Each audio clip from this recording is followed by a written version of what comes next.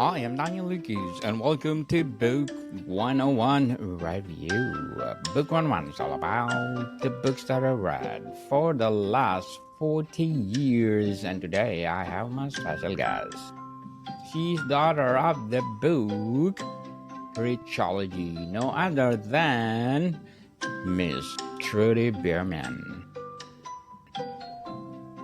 Welcome to Book 101, Miss Trudy, and can you please introduce more about yourself? Hi, Trudy Bierman here. I am the CEO and host of Influence Media, Profitable Social Influence TV, PSI TV. We have a channel presence on Apple TV, Roku, Amazon Fire, and Vita TV. Miss Trudy, thank you so much for your talents that you share to the world. Thank you so much. So, what is REACHology and how is defined as a science? REACHology is a word I've coined. It's in the trademark office right now. I'm waiting for an approval on that, but it was a word I coined to explain simply the connection between influence and having an audience reach. So there are a lot of experts that are big fish in small ponds. They are well known at their school, at their church, at their organization, but not well known outside of that. And then there are influencers that have a lot of attention, but no expertise. So for me, REACHology was the way for expert voices to build and expand their influential reach beyond their peer group to their city, state, the nation, and even the world. So, how does REACHology differ from traditional studies of communication and influence? Well, the concept of REACHology is built on 5 important pillars, and those pillars are credentials, experience, publications, digital footprint, and following. So it encompasses these 5 pillars, which studies have shown. I'm also a doctoral candidate and I am pursuing research in the space of influential reach. And so having done this academic research and worked with many, many experts over the course of my television show, I've realized that a lot of them came to my show, yes, to be on TV, but ultimately to achieve a wider audience reach. So I realized I was not just in the business of TV, but I was really in the business of influential reach. And out of that, working with those clients, seeing the need out in the community, I had to write this book based on what I saw as a gap in the system. So, what are the key principles that govern influential reach? So they're coming out again out of those 5 pillars. So for example, someone may have a whole lot of credentials. Like for example, I'm about to get my doctorate. But credentials are great and they are absolutely valued. So if you don't want to have your brain worked on by someone who's not a brain surgeon, for example. So credentials do matter in the space of influence and audience reach. It does matter. However, when it comes to experience, so someone may be a fitness instructor because they've got a lot of credentials, but they just got the credentials yesterday. And then you have someone who has lost 100 pounds. They have no credentials, but I promise you, Daniel, they will have a lot of influence in that domain simply because of their accomplishment, whether they have the credentials or not. But if you have both the credentials and the experience, you have now stacked your level of expertise and ability to have greater influence. When you pair that now with publications, whether it is a book you've written or things that have been written about you in newspapers, magazines, or on shows like yours, when there are publications that add to maybe that's all there is, but if it's stacking on top of credentials and experience, then you're just really sweetening the deal because now you have third party objective voices giving some trust over to that person.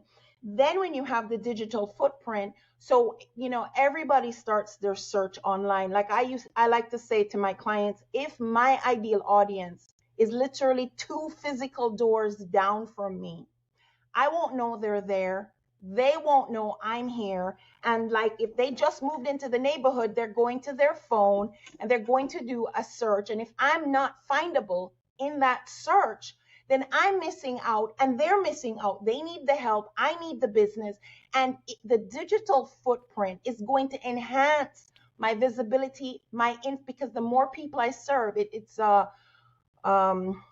forget it, John Maxwell, who said, if no one's following you, you're just taking a walk. The more people you serve is going to suggest the bigger growth of influence that you have, which gets to the next point, which is the following. So if you are, you may be an expert, but I've had many guests that have really no following, and you're just taking a walk. Until you have someone following you, you're not really a true leader. You can call yourself that, but you're only a leader when someone's following you. So how many people are following you? Do you have a small impact or a large impact? And that's going to be based on the size and of the following that's going behind you. So Very well said, Miss Trudy. Very well said. Just like being a best-selling author and award-winning author. So, how does psychology intersect with the REACHology to enhance influence? psychology definitely does intersect. In fact, when I started my doctorate program, I started it in psychology and then I switched to strategic leadership. But marketing, good marketing, is going to be pinned to human behavior. And human behavior is studied through psychology. So when we understand how people behave and how they think, how they think is going to influence how they behave, then that is going to feed into, if it's done well, how we build our influence and our audience reach. Definitely. So, what role does emotional intelligence play in expanding one's reach? Emotional intelligence is huge, and I support all of those tools that help a person measure their emotional intelligence. I believe it is a good thing to measure it, because a lot of people just assume, oh, yes, I am emotionally intelligent, I am mature, I am, empathetic, and all of those wonderful things. It's good to just assume that about yourself. But when you use these tools that will give you an actual measurement and a score and show you your gaps. So, for example, I've done many of those, and it was an interesting find because I've had to change my approach to business because of the findings from emotional intelligence scores. Being transparent, I would rather just stay in my house and just be with my family and not have to deal with the world. However, that's not what's going to grow a business. That's not what's going to expand my influence or my audience reach. And when I looked at my scores, it showed me where I was lacking. And I really was not one that was very willing to compromise. It was like my way or the highway. But I was kind of blind to that till I did those emotional tests and realized that I was lacking in that area. And then I came to that awareness. And from the awareness, I began to realize, oh, that is how I'm affecting people. I am not very, very empathetic, very caring. And so I had to shift, and I've become more caring. And I think that is important, because people don't care how much you know until they know how much you care. And emotional intelligence is going to enhance your ability to care and your ability to love people. And so I really have built my business around loving people.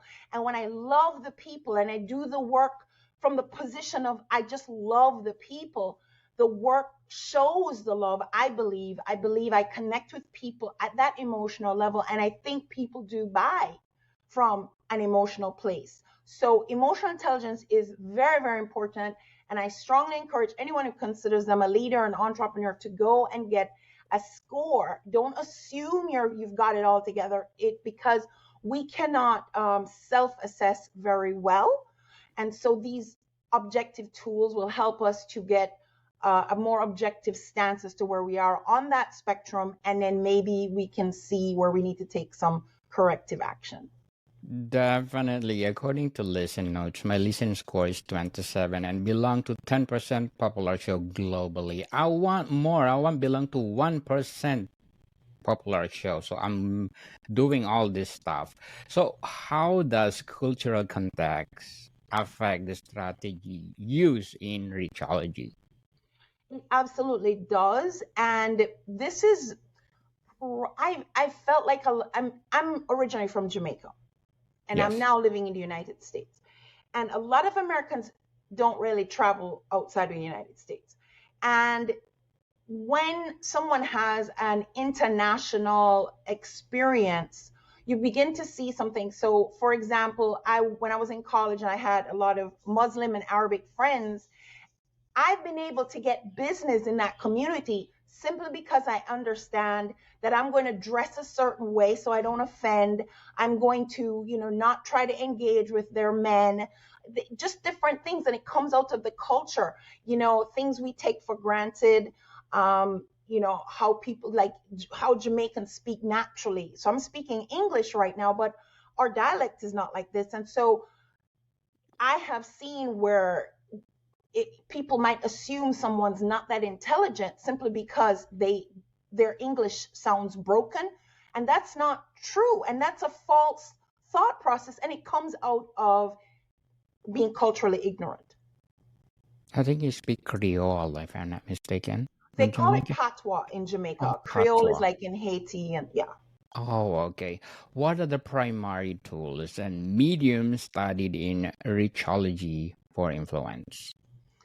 So when I meet with a client, I do an initial intake assessment to see where they are. I actually have a proprietary tool that I created, and when they respond to the questions, it will show me their gap. Everybody's different.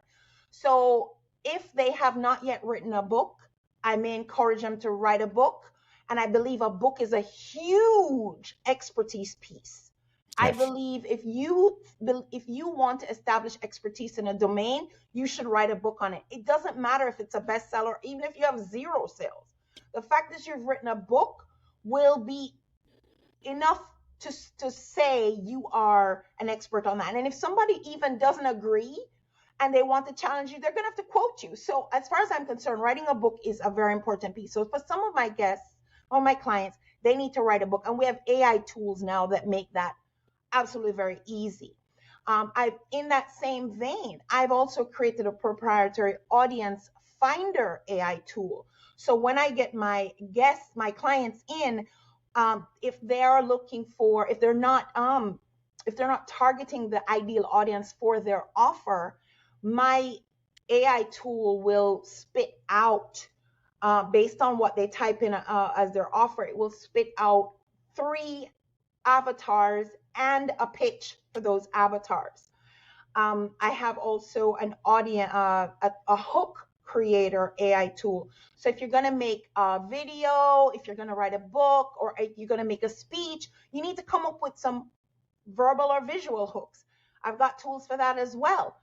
I've got a lot of tools, many of which I've created, proprietary tools that I've created to work with the people that I work with, so as to establish their expertise in their domain and to expand their audience and influential reach. So, how do demographics impact the effectiveness of influential reach? Well, demographics in my world is going to speak more to the audience that you're looking for. So, for example, with television, it is a stronger 35 plus audience base. That doesn't mean children aren't watching TV, but when you know your audience base through demographics, and demographics takes time, because if you put up a website, the website's going to take time to get analytics. When you create, a Facebook presence or a YouTube presence, it takes time for you to get real analytics. Interestingly, which I find really surprising, the analytics tells me that my demographic is mostly male, 67% male. And being a female, I find that very interesting. So when I know my demographics, it does help because I will use a lot more male pictures in my advertising and my promotion pieces, simply because I am a data geek and I love to see what the data is telling me. Likewise, so how can businesses use Reachology to enhance their marketing strategies? Well, they can't use it unless they're my client. So it's proprietary. But if they become a client, reachology is just a term I use to explain a concept. It's because influential reach sounds something abstract, but I wanted to make it more of a metric, more of a science. And so when they come into my ecosystem and they use the tools and everything, and we see the gaps and we speak to the gaps, then they will be building their influential reach. And reachology is just the word, just so I have a single word rather than influential reach and all the words that go with that. So, what are the ethical considerations when applying Reachology principles? Interesting question, Daniel. Ethical considerations are there because when someone is influential, they can be quite powerful. Now, we just had elections in the United States, and both parties used endorsements. I mean, the powerhouse of celebrities that came out behind the Democratic Party. And then we had on the right side, we had Elon Musk and I don't remember who else. But the point is, they were tapping into the influential reach of those that were endorsing them. So when you have endorsements, it can be quite powerful because it can sway people. So and that's a lot of the reason why a lot of people are moving to influencer marketing, because influencers have attention and very often they can sway their audience to feel a certain way, believe a certain thing, or buy something. So if you have someone with terrible ethics, or they have poor intentions, bad intentions, that influence and that audience reach can be potentially damaging. For sure. How can individuals leverage Reachology to improve their personal brand? They can leverage influential reach to improve their personal brand, because again, reachology is a trademark experience right now, so they can't really reuse the word reachology, but they can leverage their influential reach in a similar way to how the celebrities did for the elections, or influencers do for marketing. So influencers are making quite a bit of money these days. A lot of media is moving away from traditional ads and paying influencers, simply because they have both influence and audience reach. Now, they may not have expertise, but that's where that marriage is coming in, because the people who are experts don't have the audience. The people who are influencers very often don't have expertise. And so that's a great collaboration that allows for someone to leverage influential reach, if not their own, then the influential reach of an influencer.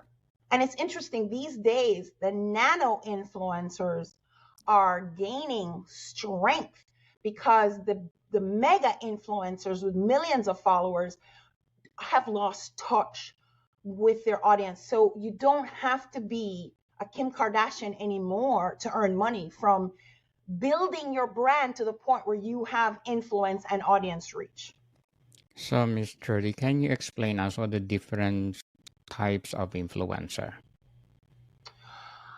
So I didn't know you were going to ask me that question. I do have the numbers for it, but I don't have it immediately handy. But the nano influencer has under 10,000 followers, and then you have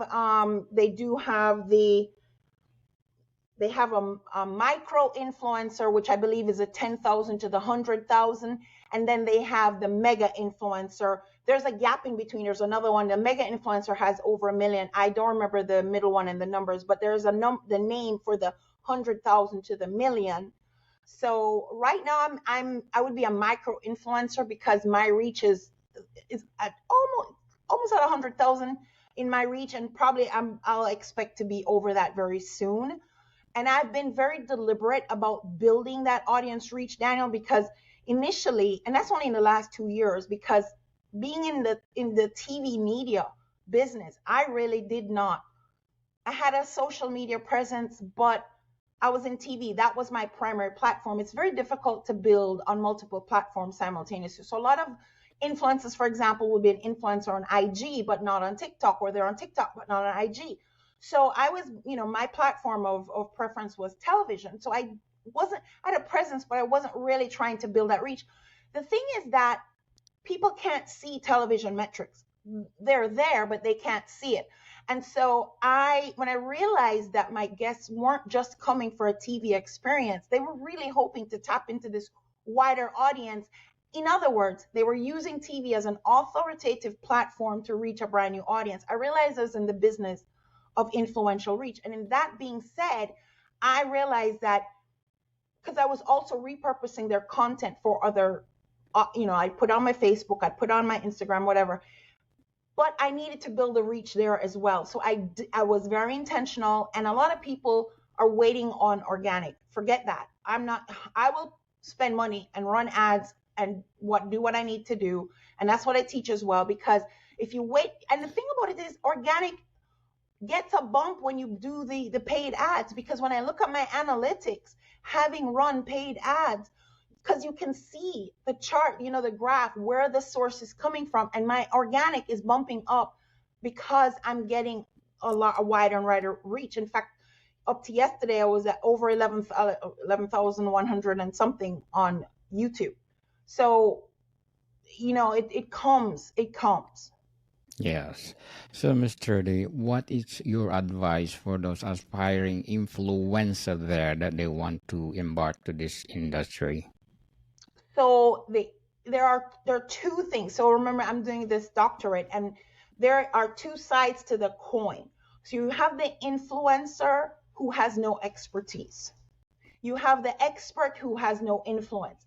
So think of the single coin, but you flip both sides. What is happening now, and which is the space that I am really promoting, is for the expert to build their influence. Because the influencers, they don't really have expertise. They're making money from selling their attention, yes, but what they're also finding, because now there's a shift happening, because as the algorithms change on these platforms, a lot of influencers have realized they cannot bank on just ad revenue on these platforms. So a lot of them are becoming entrepreneurs. They're selling merch, right? They're selling courses. So they are, by virtue of that, becoming an expert of sorts, because they're now creating merchandise, they're creating something more substantial to their influence. But my space is to give the expert voices. And Daniel, this became very obvious during COVID. So what happened in COVID was, with all the lockdowns, everybody having to go to the internet, so many experts, the doctors and the teachers, were scrambling to get online. They were not there. And all of a sudden, they had to have a presence so that they could continue to reach the people that they were reaching, that were coming into their physical space. And a lot of them realized that they needed to do this. And so during COVID, it became blatantly obvious that the voices of experts were not online.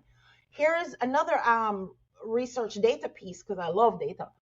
It was showing, the Small Business Association in the United States shows that the average business owner, the age of the average business owner, is 35 years and older, skewing heavily to 55 years and older. But the content creators, according to Statista, that database says that the content creator age group is 18 to 34, which means the content creators are not business owners, and the business owners are not content creators, which explains the two-sided coin I was talking about before.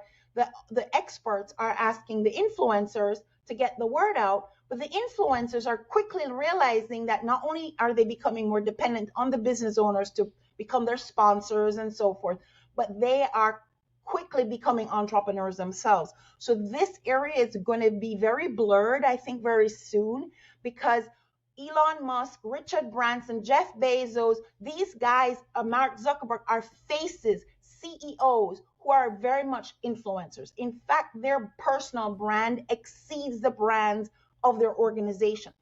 And because their personal brand is so strong, it lends more power to their organization.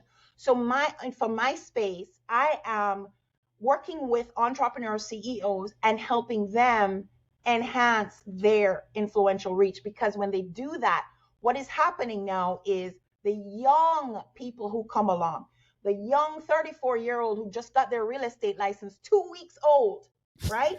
But they've been creating all this content, there's so much content that Google can find with that person's name, that the moment they say, oh, I got my real estate license, Google is giving all of this business to this person because they are findable. But the expert who has years of credentials and experience and all of this results, they're not digitally present, they're not digitally savvy, they're not findable. And so you see these 20-something-year-olds having 6- and 7-figure businesses, and the experts are going, what? Because Google and Bing and Safari is offering up these young whippersnappers who have great digital presence, very little expertise, but they've got a lot of digital savvy. And so the experts definitely need the help. The 45 plus group definitely needs the help. Definitely, for sure. So, Ms. Trudy, what is your short-term and long-term goals in your expertise? So short term, I hope to complete this doctorate early 2025. Long term, I'm 58 years old. So, I eventually expect I will probably just do a lot more speaking, and I'm building up PSI TV. Maybe one day I will sell it as a going concern. I have grandkids and I would like to spend time with them. And so we'll see. But right now I'm focusing on the next 5 years. I think I'll still be hustling and grinding for the next 5 years. Okay, so to sum up our discussion, Ms. Trudy, how are the future, or what are the future trends in the study and application of REACHology? So the future trend, I believe, is going to be a continued growth in experts wanting to build their personal brand. There's a lot of talk now. It's trending. Personal brand building is trending. And I think there is a growing increase of the 45-year-olds creating content, especially with the help of AI. They have to get with the program. But AI, it might be a little bit scary, but once they get into it, they realize it's a shortcut to a lot of the things that we used to do Before. that took so much time. So I believe that will continue, and I think it will be a good thing. Definitely. Miss Trudy Berman, thank you so much for sharing REACHology to the world. So can you please invite our listeners to support all your projects? So, Trudy Berman here. I am super simple to find, and I really do look forward to connecting and working with you. You can find me at psitvnetwork.com. Yes, people, let's support Miss Trudy Berman, because if you support her, more TV shows to come, more episodes to come, more books or empowering books to come. So, Miss Trudy Berman, thank you for your time. Thank you. More to come, people. See you soon.